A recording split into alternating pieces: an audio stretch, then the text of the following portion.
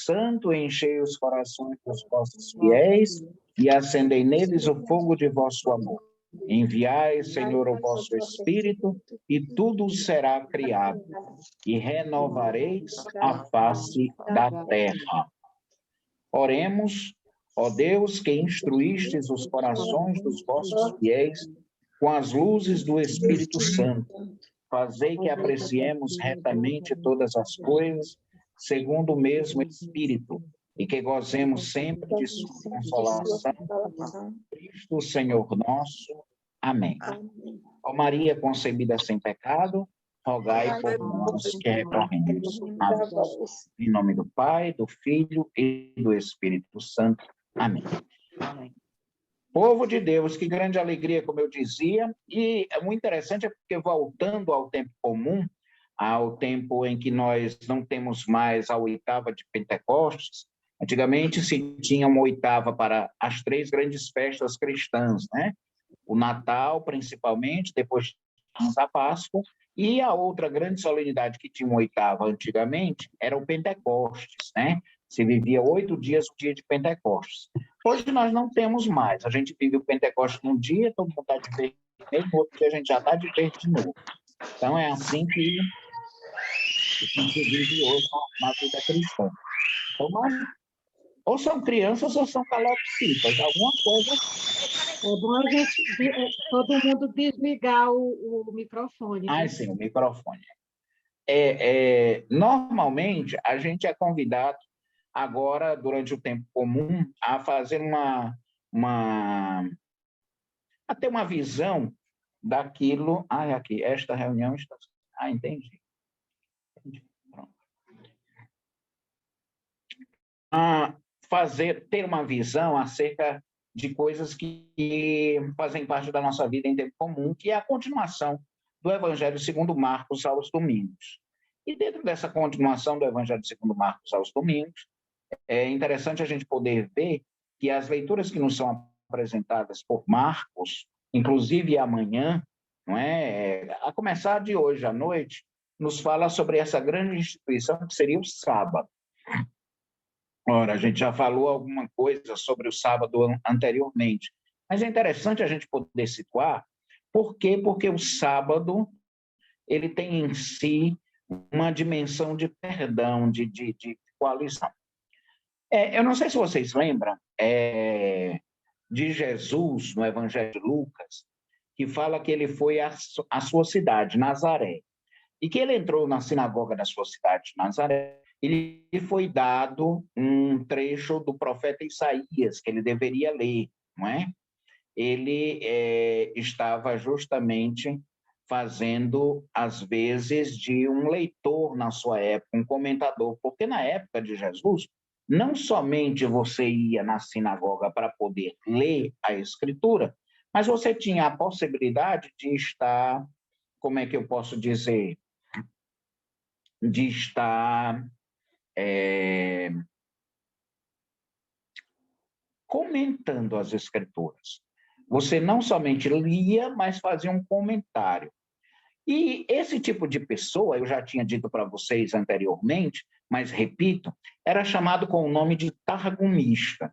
O targumista é aquele que fazia um targum, que seria, na verdade, essa leitura, podemos dizer de uma forma geral, essa leitura comentada, esse comentário que se fazia às Escrituras, lhe dando uma passagem. Normalmente, quando era lido um dos profetas, existia um texto que era paralelo aos profetas que se deveria ler na sinagoga. É como se dissesse assim, a primeira leitura já tinha sido feita quando Jesus foi fazer a leitura do profeta Isaías. Eu falo assim, primeira leitura, para que todo mundo lembre dessa relação que a gente tem com a missa, que a gente tem normalmente no domingo uma primeira leitura, a segunda leitura e temos o Evangelho. Isso todo mundo normalmente sabe que no domingo acontece assim. Normalmente, durante a semana, temos apenas uma das leituras, o salmo de resposta, ou o que a gente chama de salmo responsorial, e temos o Evangelho propriamente dito logo depois do salmo, precedido da chamada aclamação ao Evangelho, que também pode ser um antífona retirada do Evangelho. Quer dizer, uma pequena passagem do Evangelho que serve como introdução àquele Evangelho propriamente dito. Ora, na época de Jesus existia exatamente essa possibilidade de você poder fazer um Targum. Mas a leitura que foi dada do profeta Isaías, ela tinha uma leitura correspondente na Torá. Ela tinha uma leitura correspondente nos 5 primeiros livros da Bíblia. E a leitura correspondente ao texto de Isaías 61, que foi a que Jesus leu e fez aquele breve comentário dizendo que naqueles dias, no caso, estava se cumprindo a palavra de Deus na sua pessoa, tinha uma relação com uma leitura que normalmente com essa de Isaías era sempre lida. Essa leitura é a do livro do Levítico, no capítulo 25. Então, o que é que falava essa leitura do livro do Levítico no capítulo 25? Falava de uma coisa que se chama o jubileu, que era o tempo em que se tinha que deixar a terra descansar para dar frutos. E que essa terra que deveria descansar era uma imagem também do descanso que o homem deveria ter junto de Deus. Porque a palavra sábado vem da palavra Shabá. E a palavra Shabá, em hebraico, significa descansar, descanso. Então, por exemplo, quando chega o sábado em Israel, normalmente o judeu diz assim, Shabbat Shalom, quer dizer, o descanso que traz a paz, ou então a paz deste descanso, a paz do sábado, propriamente dito. Porque esse descanso, este sábado, ele era sagrado, ele tinha um teor de sacralidade profundo, e isso era fundamental para o povo. Então, o que vai ser trabalhado nas leituras amanhã, esse saltinho que eu dei, foi a cadeira, né? Claro. Então, o que vai ser trabalhado nas leituras amanhã é essa relação da pessoa com o sábado.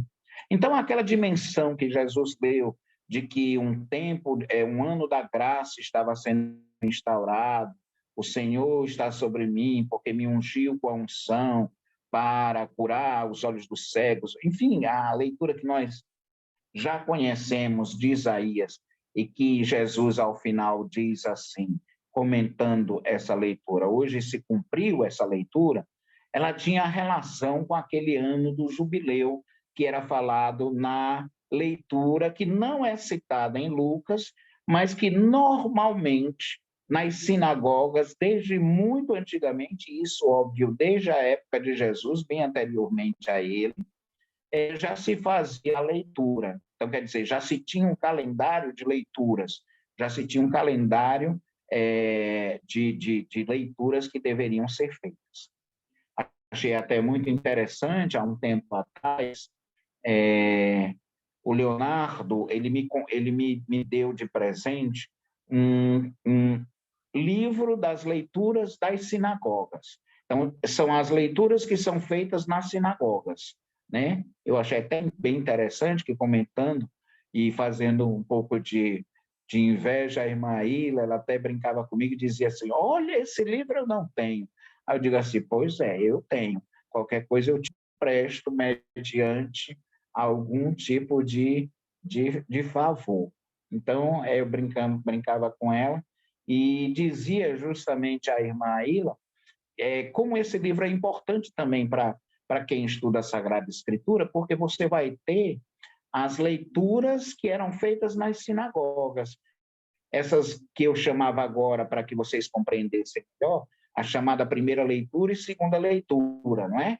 Por quê? Porque elas tinham tudo a ver com a mensagem que queria se passar. Assim como nas nossas missas, elas não são leituras, podemos assim dizer, não são leituras.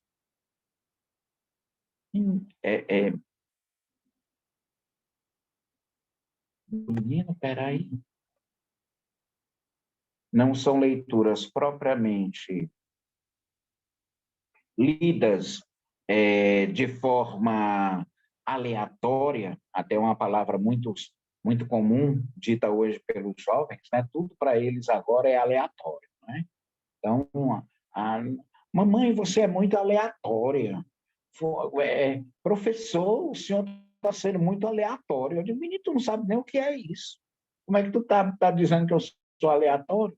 Então, às vezes, essas palavras que entram num modismo popular, às vezes, deixam transparecer. Mas as leituras que eram feitas na época de Jesus, na sinagoga, que era o lugar onde os judeus da época de Jesus, assim como os de hoje também, se reuniam para ouvir a palavra de Deus, esta mesma sinagoga, ela era uma sinagoga que a gente pode dizer formada para dar um determinado ensinamento, para fazer uma determinada, que nós chamamos de paraxá, né?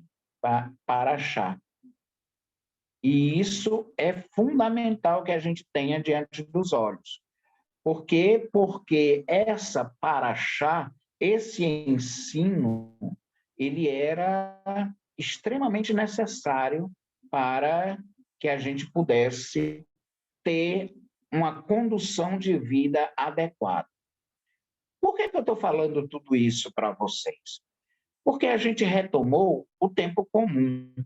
E o tempo comum, para nós que somos cristãos, é o tempo da gente poder ver tudo com os olhos de esperança, ver tudo basado na esperança. É o que talvez a gente mais precise nos tempos atuais, em que estamos vivendo ainda no meio de uma pandemia, não é? Então, essa realidade não está inseparada da nossa realidade, em que nós devemos ter esperança, e os livros da Bíblia, principalmente esses que nos referem ao sábado, nos referem ao jubileu, querem dizer a todo momento para nós a seguinte realidade: que, pelo amor de Deus, nós caiamos na conta de não nos apegarmos a preceitos ou a coisas meramente humanas, não sermos burocráticos com as coisas de Deus. Nós não temos esse direito de usarmos de burocracias com as coisas de Deus. Então, é essa relação que a gente pode trazer, inclusive, para a nossa catequese, para o jeito de ensinar a Sagrada Escritura, para a possibilidade de sermos membros, podemos assim dizer, um povo que vive nesta catequese de Deus, que transparece essa catequese de Deus para a nossa família, para as outras pessoas. A gente precisa dar a conhecer para as outras pessoas que não devemos nos apegar a esses preceitos meramente humanos, porque quando as leituras nos são dadas amanhã para refletir, era justamente isso. Uma das coisas mais santas para o povo era dita o sábado. E mesmo o sábado, ele é que foi feito para a pessoa humana, e não o contrário. Assim também a catequese. A catequese, ela foi feita para a pessoa humana, não foi a pessoa humana que foi feita para a catequese. Então, vai ser muito compreensível que, em meio às dores, às dificuldades, às situações as mais diversas de vocês, às vezes, vocês precisem também de um tempinho para vocês. Eu, de uma certa forma, eles não estão aqui presentes, mas eu faço até menção ao casal Zé Filho e Margarete, porque eu acho fantástico. Eles conseguem ser catequistas, e eles conseguem ser casal, e eles conseguem ser trabalhadores, sem que isso possa fazer uma interferência tácita naquilo que eles são. É verdade, quando nós priorizamos normalmente alguma coisa, a nossa vida vai neste foco. E o interessante é, eles não perderam o foco de nada disso. Não me deixam transparecer essa realidade. E isso me chama muito a atenção neles. Por quê? Porque é aquilo que eu dizia. Às vezes nós nos apegamos a algumas coisas que são muito sacras, muito santas, boas de serem vividas, e às vezes nós não as vivemos como deveríamos viver. Um exemplo bem concreto disso, às vezes isso vem acontecer, às vezes é por alguma reclamação até muito lícita, que uma ou outra pessoa da nossa família, às vezes, vem a fazer para a gente.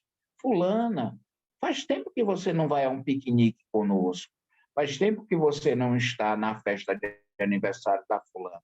É verdade que as nossas prioridades, principalmente cristãs, elas devam fazer parte da nossa vida, mas também é muito necessário que a gente também sempre nos utilizemos de tempos que nós temos para não fazer dessas coisas boas e sagradas, às vezes, aquilo que eu chamava agora há pouco de burocráticas espiritualmente na nossa vida.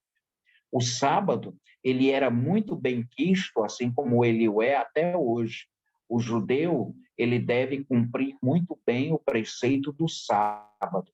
Mas mesmo este, quando se precisou, quando se precisa no sábado fazer alguma coisa em prol de outra pessoa, que o sábado seja colocado em segundo plano, que o sábado seja colocado num segundo momento. Disse Jesus: a pessoa humana, o homem não foi feito para o sábado, e sim o sábado que foi feito para o homem. Vocês têm, por exemplo, a oportunidade de, num sábado, num final de semana, no meio de uma tarde, como é a nossa, vocês estarem fazendo parte de tendo uma formação. Isso eu acho adequadíssimo para que vocês assim o façam. Por quê? Porque se dão essa possibilidade. Mas, em última instância, vamos citar agora a Dona Rosário. Se, em última instância, toda a família dela tivesse planejado o aniversário de seu Hermógenes, não à noite, não talvez durante o dia, mas num determinado momento à tarde, ela não poderia se privar disso por essa reunião, que, inclusive, sendo gravada, daria a ela a oportunidade de vê-la depois. Vocês estão entendendo? É claro, se ela tivesse alguma responsabilidade com relação a essa reunião, ou como a Aldeci, ou como a Elaine, que repassam os links, não é? Então, são outros 500, mas não seria o caso. A própria reunião, sendo gravada, ela poderia justamente vê-la depois.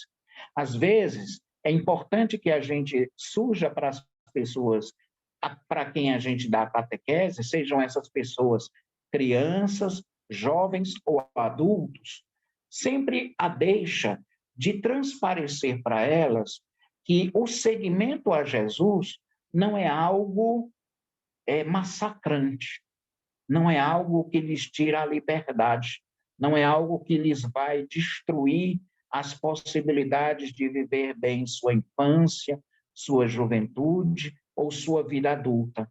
Não é algo que a gente transpareça para as pessoas como sendo pesado demais a ser tratado.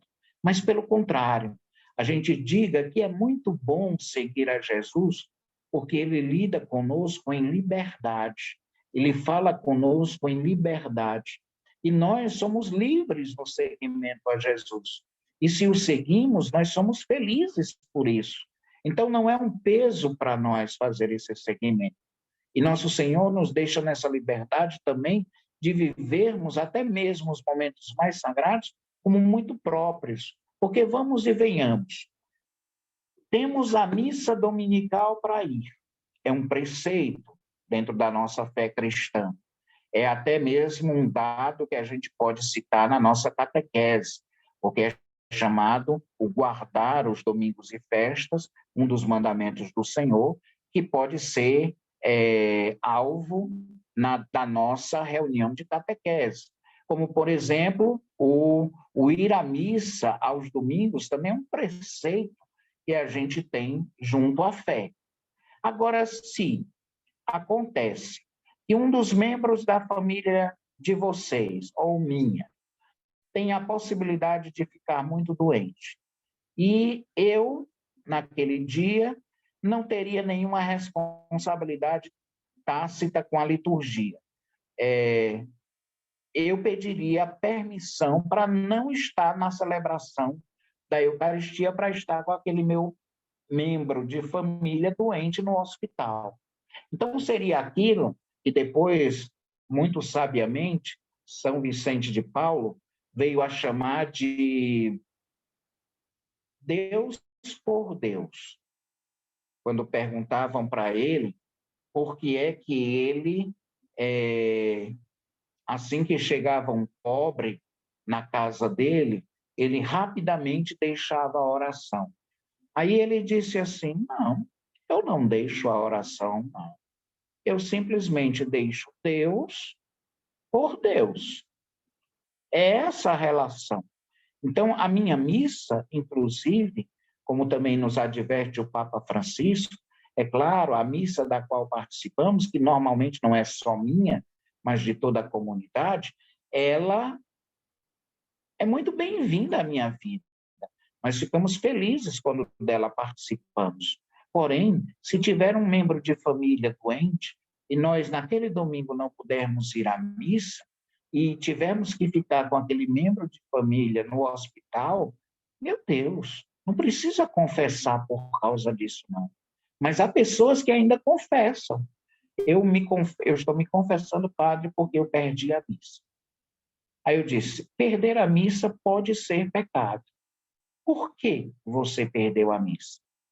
Aí ele me explica: não, padre, minha mãe está com Covid no hospital e ela foi entubada. E aí eu tive que ficar com ela no hospital. E por causa disso eu perdi a missa.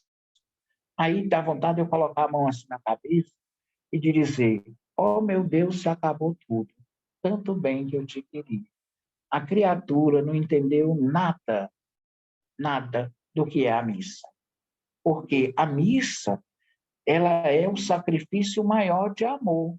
E se num determinado momento, não porque você queira, não porque você planejou isso, mas por uma imposição circunstancial de vida, você faltou para estar fazendo uma caridade, que a vontade de eu chorar, porque é um negócio tão sério na minha vida, que a pessoa não entendeu, não aconteceu. É essa a grande dádiva que está em eu bater mais uma vez na tecla do sábado. O sábado é o descanso. É um descanso ritual que nós temos. Porém, este sábado, enquanto descanso ritual, de modo nenhum, se eu tenho que tirar um jumento que caiu num buraco e é dia de sábado, eu tiro o jumento de lá. Era isso que Jesus dizia. Se eu tenho que, para não passar fome, colher espigas de trigo num sábado, para poder macerar as sementes de trigo, para poder a espiga de trigo ser macerada, se transformar em farinha de trigo, para eu poder fazer um pão para comer, isso não é ferir o sábado. É isso que Jesus dizia. E o sábado, ele foi feito para o homem, e não o homem para o sábado. É essa a relação que a gente vai ter. E mais do que nunca, é isso que a gente vai sempre trabalhar. E é essa a prática que devemos ter em relação a tudo que vivemos na igreja. Não podemos viver um mero ritualismo, não podemos viver uma mera possibilidade de fazermos alguma coisa por tradição. Não. É importante que nós saibamos o que estamos fazendo. Eu acho o método da iniciação cristã, eu acho fantástico. Por quê? Porque quando você é iluminado, quer dizer, quando você recebe os sacramentos, a iluminação é a fase dentro do IVC, da iniciação à vida cristã, em que você recebe os sacramentos, vai receber o batismo, vai receber a Eucaristia, no caso, a comunhão eucarística dentro de uma Eucaristia, e vai também, obviamente, também receber o sacramento do crisma. Quando você recebe estes sacramentos, pronto. Para alguns, a sua obrigatoriedade ritual estaria completada, estaria terminada. Mas não, existe uma outra etapa, tão importante quanto as outras anteriores. Por quê? Porque pretendem fazer a continuação, pretendem fazer uma iniciação ao mistério, aquilo que a gente chama de mistagogia. A mistagogia gera para nós essa realidade. Por isso que eu acho tão importante desse estudo bíblico continuado de vocês. É quase como que uma formação que na vida religiosa é chamada de formação permanente. Menina, pulei de novo, é assim mesmo. Todo mundo pula um pouquinho, né? Para se ajeitar. É assim. E a gente que é gordinho tem que ficar pulando. É assim. Porque normalmente nós, cheios de reentrâncias, de tudo mais, então ou a gente pula, ou então é horrível, né? Então, dentro dessa situação, eu diria para vocês, menina, eu estou com um certo atraso aqui na minha voz, eu estou falando e a voz está saindo depois, é um negócio meio estranho. Mas daqui a pouco a gente vai ver isso, abrindo esse parêntese. Como eu estava dizendo para vocês, é importante que a gente imprima para as pessoas essa realidade. Sabe por quê? Porque essa realidade que nós estamos imprimindo para as pessoas é uma realidade de vivência boa da fé cristã. Ela vai viver a fé não mais porque está sendo obrigada. Quando temos, por exemplo, uma Isabel, uma Mônica, né? A gente vai ver, por exemplo, são pessoas que na vida cristã já foram catequizadas, já tiveram uma experiência com Deus, né? Tiveram uma experiência com Deus. E a partir da experiência com Deus que tiveram, foram iniciadas ao mistério, tiveram momentos de espiritualidade, foram crescendo na sua fé. Ninguém as obriga a estar conosco hoje, não. Elas estão porque desejam estar, porque acham que vai ser bom para o seu crescimento pessoal, humano, e também no serviço que prestam. Alô? Pronto, voltou. Pronto, voltou. E também no serviço que prestam, era isso que eu dizia, no serviço que prestam à igreja. Então, elas já compreenderam a importância que é viver a sua fé. Mas, para um jovem que está fazendo o crisma agora, para uma criança que está entrando justamente nos primeiros momentos da catequese agora, tudo isso para ela deve ser indicado como caminho. Então, é necessaríssimo que isso aconteça, para que nós não transformemos aqueles nossos catecúmenos, ou como chamamos os catequizandos. Os catecúmenos são os que se preparam principalmente para o batismo, e os catequizandos, como de uma maneira geral, os que têm essa formação cristã. Pois bem, a gente não pode transformá-los em meras pessoas que reproduzem uma burocracia espiritual na igreja. Pelo contrário, nós queremos que eles não simplesmente cumpram o rito por cumprir, ou porque o rito existe, mas porque nós sabemos que eles devem entender sobre o rito. Achei tão interessante no dia em que eu fui falar lá na nossa, para os casais, de uma maneira geral, aberto a todos que queriam participar, não é? A gente foi falar lá no salão paroquial, não é? A Rosinha estava lá, né? E aí eu achei tão interessante, porque aonde eu vou, olha, aqui eu acho todo mundo, mas fora daqui eu só acho a Rosinha. É interessante. A Rosinha é como minha avó dizia, a Rosinha é igual a bolacha, está em toda a caixa. Então, a gente acha, foi coisa de igreja, quando eu dou, Rosinha, tu está por aqui, É essa a dinâmica da missionariedade. É essa a dinâmica da pessoa que deseja cada vez mais aprender, e a gente vê que ela estava também lá, não só por ela, mas fazendo a representatividade de todos aqueles que são vocês, que são outras pessoas com quem ela entra em contato. Então, ela vai ser uma pessoa que vai reproduzir tudo aquilo que assimilar como algo bom e que vai depois repassar, na medida do possível, para os catequizandos, para as pessoas que também estão em formação como ela. É o princípio básico da missionariedade. Aí você pergunta, eu tive que obrigar a Rosinha a ir, dei 3 chibatadas nela para ela poder ir participar daquela reunião. Não existe, não existe. Pelo contrário, a pessoa vai de bom grado, a pessoa vai com o coração aberto, vai porque gosta de ir, de aprender e de repassar. Casos como o da Rosinha são mais raros hoje em dia. Por quê? Porque ela dispõe do seu tempo, dispõe da sua... ela faz com que essa disponibilidade aconteça de maneira real. Então, quando Jesus nos vem a falar sobre o sábado, ele nos vem a falar sobre um princípio de descanso em Deus. O sábado, para Jesus, ele não é descansar por descansar. Isso é ócio. Isso é ócio.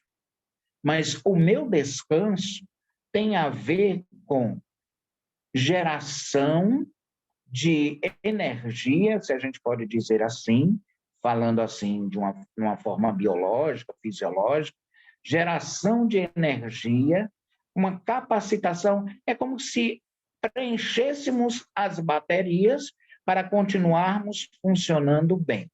É isso. O descanso pelo descanso, o ócio, também tem o seu valor, mas não dentro de um princípio cristão.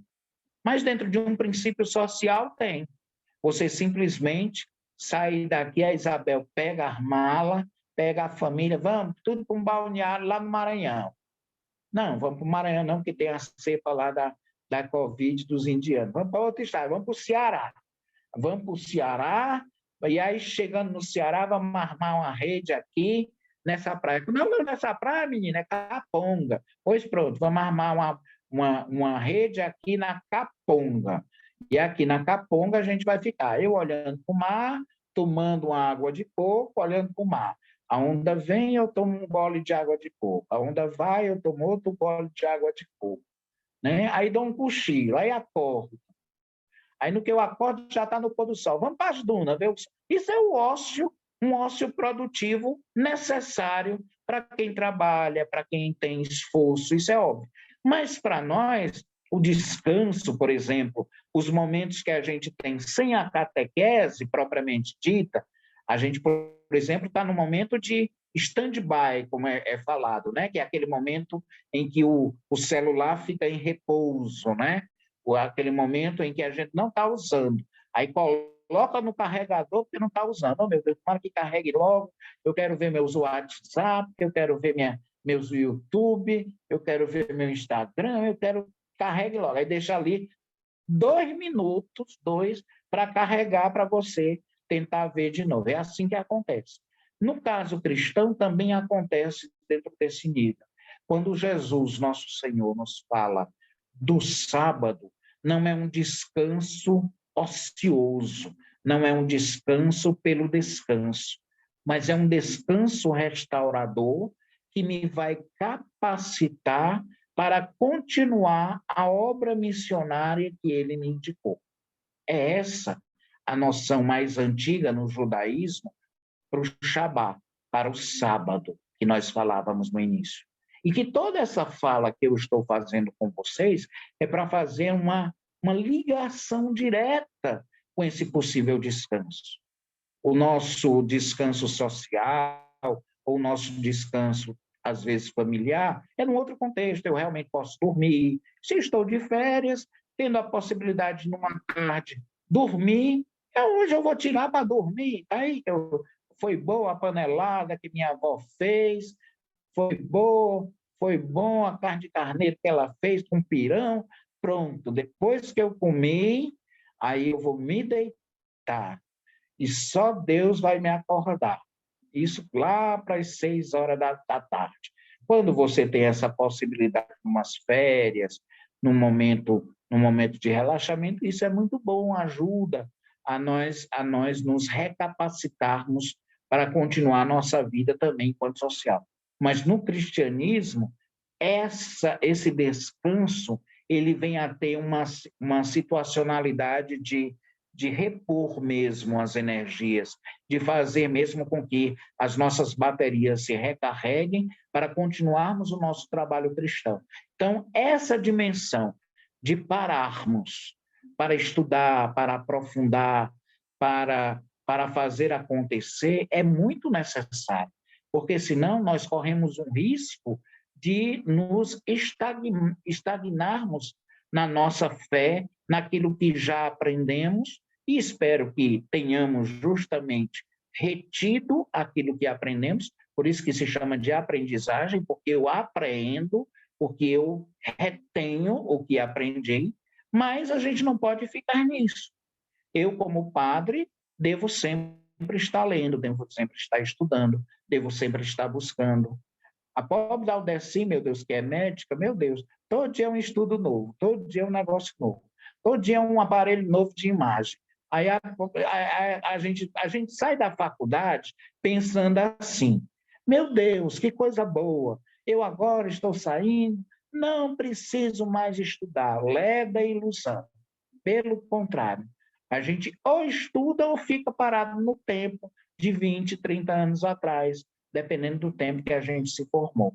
É assim que acontece. A gente tem que continuar lendo, a gente tem que continuar se atualizando, a gente tem que continuar sabendo o que está acontecendo. E é isso que Jesus diz, quando diz, olha, se o seu, quem é que não tira? Um cavalo, um jumento, um camelo, quando ele cai no buraco, quem é? Só porque é sábado, vai tirar. Porque aquilo que custou caro para você, você vai tirar no dia de sábado. Ah, mas diz que no dia de sábado eu não devo trabalhar, mas eu vou deixar o animal ali morrer? Não vou. Então, nós devemos usar este bom senso no que diz respeito ao passar para os nossos catequizandos essa realidade. A gente quer levá-los a ter essa experiência com Deus. E a partir dessa experiência com Deus, vai chegar um momento em que nós vamos soltar a mão deles. E aí é aquele momento em que a mãe que vai ajudando o menino a andar de bicicleta pela primeira vez está segurando ali a bicicleta. Mas tem que ter um momento em que você solta a bicicleta e ainda dá um empurrão na bicicleta para ver se ou o menino cai ali na frente ou ele sai andando na bicicleta propriamente. É isso que acontece. A situação do Shabá, a situação do sábado, como acontece na Sagrada Escritura, tem essa vertente e não pode ter outra. Eu acho interessante, aqui numa leitura básica que eu tinha acerca do sábado, é dito assim, Jesus de verdade, ele não vem abolir o sábado. Não, é um mandamento. Ele quer dar um novo sentido. O descanso, o repouso, ele tem o seu sentido. Jesus, ele não veio justamente abolir o sábado. Ele veio dar uma nova perspectiva para ele. Assim como o descanso, ele não tinha mais apenas aquilo que eu dizia para vocês, ele não podia ser mais apenas um descanso em si mesmo. Não, ele não podia ser mais um descanso em si mesmo. Ele queria ser o quê? Ele queria ser um descanso gerador de evangelização, de catequese, de querigma. Ele deveria ser um descanso que gerasse proclamação da ressurreição, da morte, da vida, do nascimento do nosso Senhor. Era isso que o descanso deveria gerar. Então, mais do que nunca, ele que frequenta justamente a sinagoga, ele se aproveita para anunciar o evangelho. Ele frequentou num dia de sábado, assim como para nós, normalmente vamos aos domingos à missa, o judeu ele frequenta as sinagogas no sábado. Uma sinagoga, por isso que tem que ter muitas sinagogas, porque o bom judeu não deveria andar 100 passos fora de casa, num dia de sábado. 100 passos. E eles procuram, às vezes, ser muito rigorosos nisso. Então, normalmente, existe, por exemplo, lá em Jerusalém, o chamado bairro judeu, que é o mesmo bairro onde fica o chamado Muro das Lamentações. E por que é que eles têm um bairro ali? Porque é mais perto deles chegarem lá. Porque, para eles, a grande sinagoga a céu aberto, que tem por paredes aquele muro antigamente construído pelo antigo Herodes, e que era o muro antigo do Templo de Jerusalém, que tinha sido destruído pelos romanos no ano 70, era a sinagoga deles, era o lugar onde eles se encontravam com Deus. Então, eu deveria morar ali perto, porque no sábado eu não deveria andar tanto para chegar até lá. Não deveria andar tanto para chegar até lá. Então, eles tinham esses ritos, porém, o que Jesus vem a dizer de uma maneira bem explícita é: olhe, não é o sábado que é o Senhor de tudo. Não é o sábado que está acima de tudo, inclusive da pessoa humana. Não. A pessoa humana, o homem, a mulher, está acima do sábado, porque o sábado é que foi feito para a pessoa humana. Se temos que ir à missa, a Santa Missa, ela foi feita para nós. Ela foi feita para nós. Nosso Senhor queria que nós repetíssemos esse gesto de ação de graças, onde temos um presidente, onde temos alguém que preside o rito, é isso que eu quero dizer. Às vezes a gente não entende bem esse termo presidente, alguém que preside o rito, preside aquele culto feito a Deus, e eu estarei lá comungando com tudo aquilo que ele está fazendo. Chega até o momento em que nós deveríamos fazer as oblações, mas a gente diz para o ministro: faça você, no nome da gente. Orai, irmãos e irmãs, para que o nosso sacrifício seja aceito por Deus Pai Todo-Poderoso. O que é que a gente responde? Senhor, não é? Seja aceito por Deus Pai Todo-Poderoso. Receba, Senhor, receba o Senhor por tuas mãos, padre, bispo, papa, seja quem for. Receba o Senhor por tuas mãos este sacrifício. Então, é como se eu dissesse assim: olha, eu também deveria estar oferecendo, mas como temos uma presidência, então ele vai fazer no nosso nome. Então, a gente dá esse contrato, podemos assim dizer, essa permissão dele poder agir no nome da gente. E aí tudo será feito. Aqui diz para nós que Jesus censura o rigorismo formalista dos fariseus, dos doutores da lei. O sábado, ele foi feito para o homem, não o homem para o sábado. O famoso versículo 27 do capítulo 2 de Marcos. Marcos 2, 27. Não foi o sábado que foi feito para o homem. Então, sejam complacentes com as crianças, com os jovens, com os adultos, quando eles dizem assim: não tenho a possibilidade de estar na catequese hoje, porque a mamãe ela está doente. Eu tenho que cuidar das coisas aqui em casa. Pois, meu filho, se você não vier, você não vai fazer crisma, você não vai fazer primeira Eucaristia, E batismo você só vai fazer se passar para a igreja, Assembleia de Deus. Porque aqui na catedral você não vai fazer, não. Então, o caso é o seguinte: você só tem direito, meu filho, a 3, aí você aponta logo assim, a 3 faltas. Uma você já teve, a outra você também teve, só tem uma. Se você faltar essa vez, pronto. As portas do céu estão fechadas. Uma vez eu não ouvi uma pessoa dizer isso com um catequizando.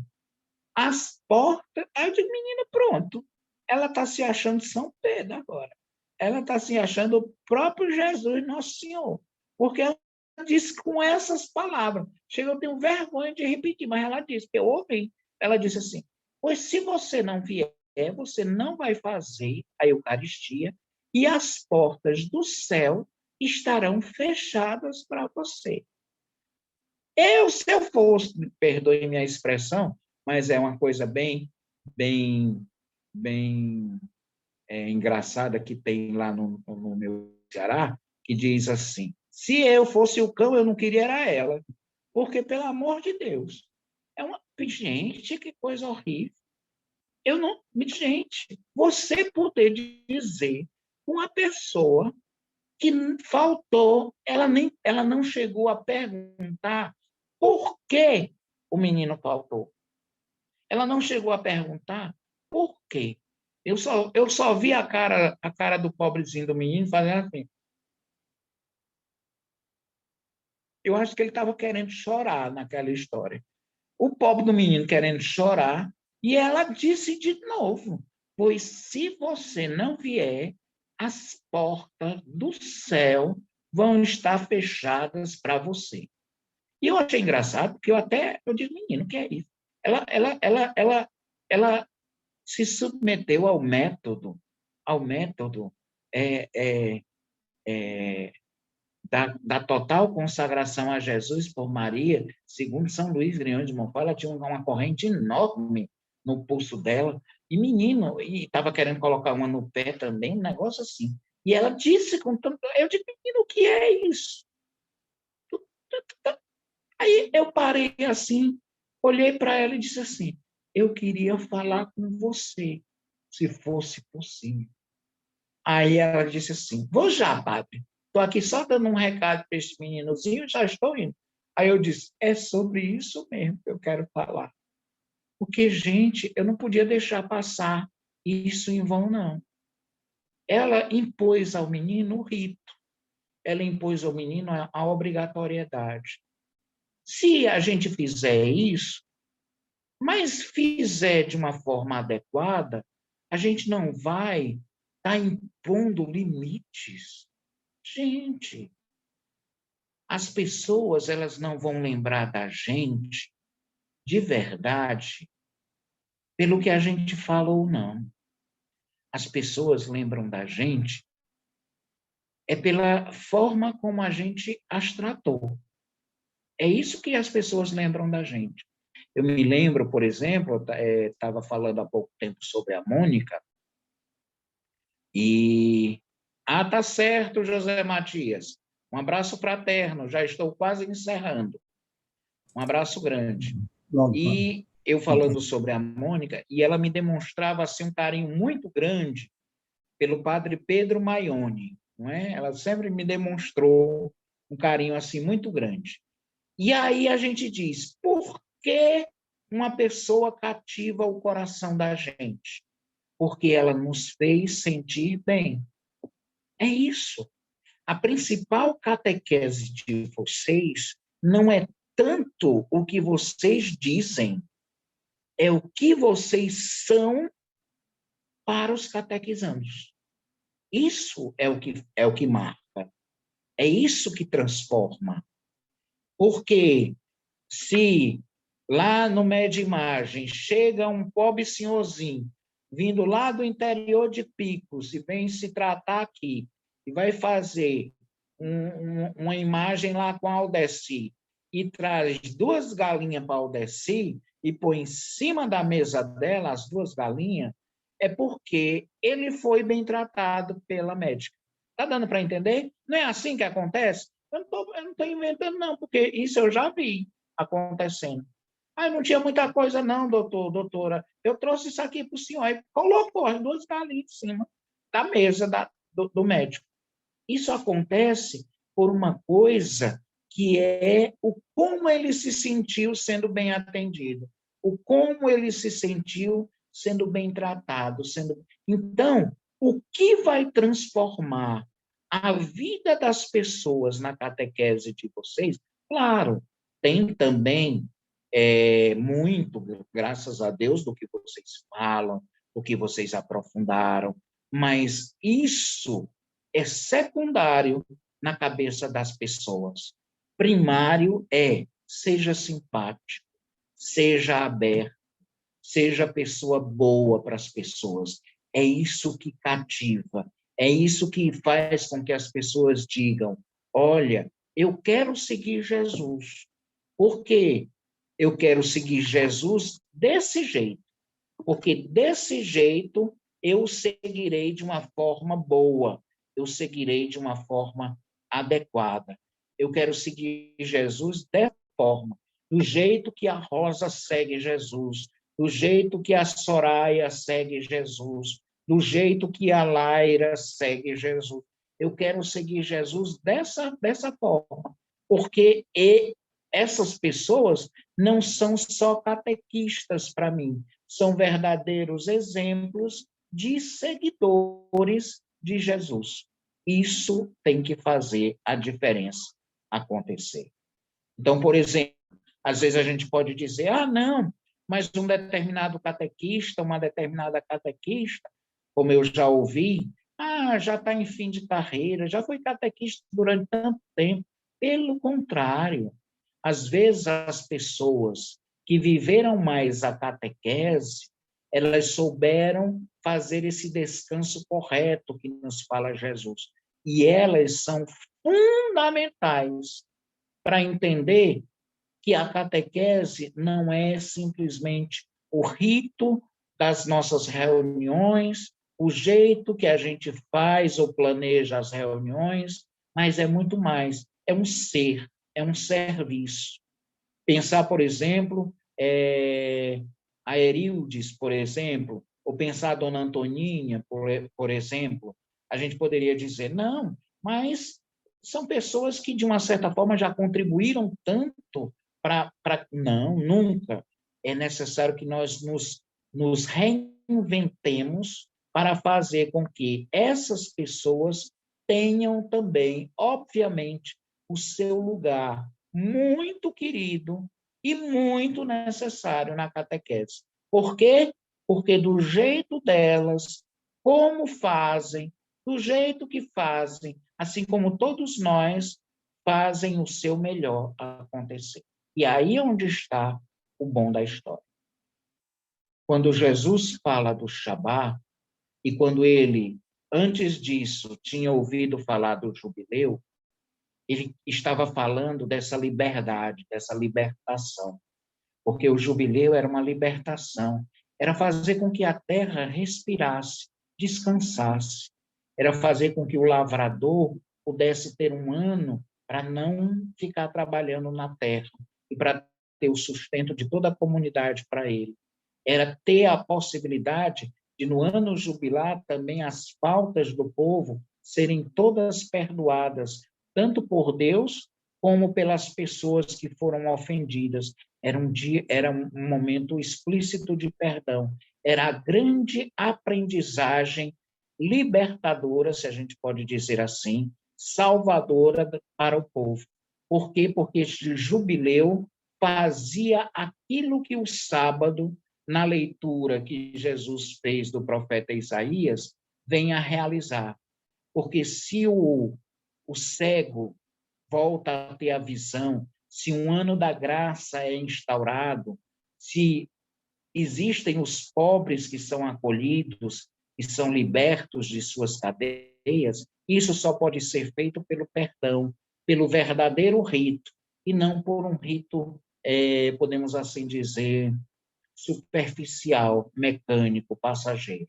Quando Jesus diz: olha, tudo isso acontece hoje, ele queria dizer Ele estava instaurando não o rito do sábado como o povo achava, mas o rito do novo sábado, de uma nova criação, de um descanso para o início de uma nova criação, que surgia no dia seguinte, que seria o domingo, com a sua ressurreição, com a sua vitória sobre todo o mal, inclusive a morte. A primeira criação termina num sábado, a segunda criação começa num domingo, com a morte, no caso, com a ressurreição de Jesus, e todos nós a vivemos e a aplicamos na vida. Isso, meus irmãos, é fundamental. Nós não podemos deixar isso acontecer. É essa deixa que eu digo para cada um. Não vivam a catequese simplesmente por viver. Façam-se catequistas em casa, em cada gesto.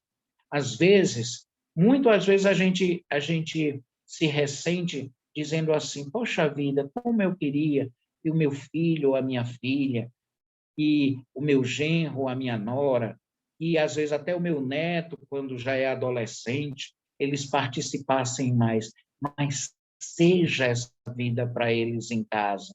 Sejam essa pessoa que transparece Jesus para eles em casa. A minha mãe não tem como igual. A minha avó não tem como igual. A sogra como a minha não tem como igual. Por quê? Porque o genro como o meu não tem como igual. O sogro, no caso, perdão. Sogro como o meu não tem como igual. Por quê? Porque eles vivem seguindo Jesus de perto. E eu queria ser como eles. Se eu imprimo esse tipo de catequese e vai para além das palavras, você já devia ganhar aquilo que a gente chama de medalha master da catequese. Depois tem até que inventar aí, né? A medalha master da catequese é aquela em que você não precisa dizer nada, mas aonde você está catequizando. Aonde você está fazendo uma novidade acontecer no coração de alguém. Ah, dona Rosário, uma coisa aconteceu. Eu vi a senhora naquele dia que a gente estava saindo da festa, a senhora atendeu tão bem aquele senhor. Quem era aquele senhor? A senhora conhecia? Aí a dona Rosário diz assim, não conhecia, não. E a senhora estava tratando como se fosse uma pessoa da sua família? Mas não é assim. Aí a dona Rosário vai dizer, e não é assim que a gente deve tratar as pessoas, não? Aí a pessoa, com aquilo, se impacta. Ela ganha ali 6 meses de catequese em 3 minutos. Está dando para entender? Ela ganhou 6 meses de catequese em 3 minutos. A dona Rosário deu um curso intensivo de catequese para ela. Isso é o Shabá. Isso é essa dimensão mais profunda da catequese. Amém? Amém, Pai. Tudo isso que eu lhes falei tem como base justamente as nossas leituras de amanhã, não é?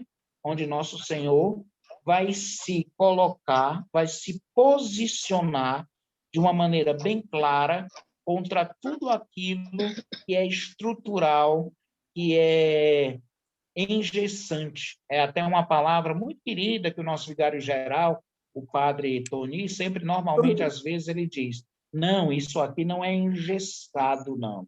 Ele sempre usa. Quer dizer, não é imóvel, tem a sua característica de ter uma maleabilidade, uma mobilidade.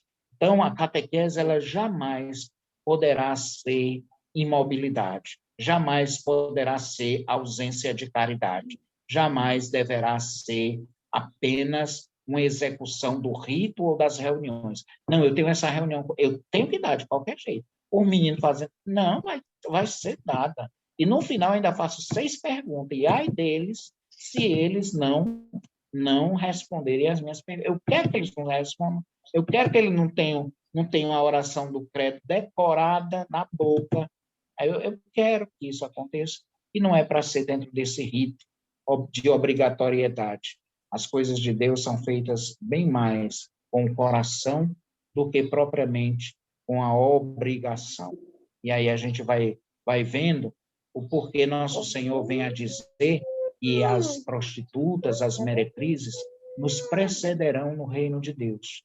Porque eu já vi pessoal tido como muito pecador ou apontado como pessoas ruins, muitas vezes serem pessoas extremadamente boas, que fazem o bem sem ficar alardeando.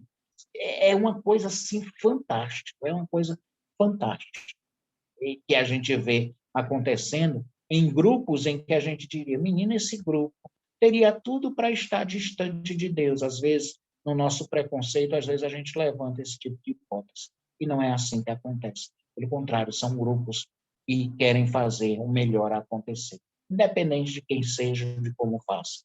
Jesus aqui diz, as meretrizes, as prostitutas, hão de nos preceder no reino de Deus. Quer dizer, eles entrarão no reino de Deus antes da gente, porque às vezes eles têm um jeito mais simples de trabalhar as coisas, a forma de se estender, de fazer acontecer. O seu amor é bem mais puro do que a gente pode perceber, muitas vezes. Meus irmãos, que grande alegria é isso, obrigado de coração. Quero de público agradecer aqui a Elaine e ao pessoal do Banco do Brasil. Elaine, de coração, as pessoas ficaram tão tocadas de verdade com tudo aquilo que aconteceu lá, vieram me relatar, gostaram, e mais do que nunca, a gente só tem a louvar e agradecer a Deus por situações como essa terem acontecido conosco. Até eu fiquei assim, porque o nosso querido padre Klebert, aí da Catedral, ele é muito zeloso, eu pude ver um zelo assim muito especial na figura do padre Klebert. Vocês ganharam, é um menino de um coração muito bom, eu chamo assim de menino porque é mais novo do que eu, mas ele tem um coração humano fantástico, né? E aí ele sempre muito preocupado, essas coisas às vezes, tem às vezes tanta intervenção de tanta gente, não é? E às vezes até há desvios, ele me ligou pessoalmente. Padre, eu vi aqui que estão planejando alguma coisa com o senhor. É com o senhor mesmo? Aí eu disse, padre. Graças a Deus. Eu estava preocupado, às vezes as pessoas começam a angariar coisas e às vezes não tem a lisura, não tem a honestidade, e às vezes, infelizmente, isso acontece em qualquer âmbito. Também, infelizmente, no âmbito de igreja, né? Porque somos pecadores. E ele teve essa lisura, ele teve esse zelo, eu achei fantástico da parte dele. Eu tive em alta conta. Se já grande era a minha admiração,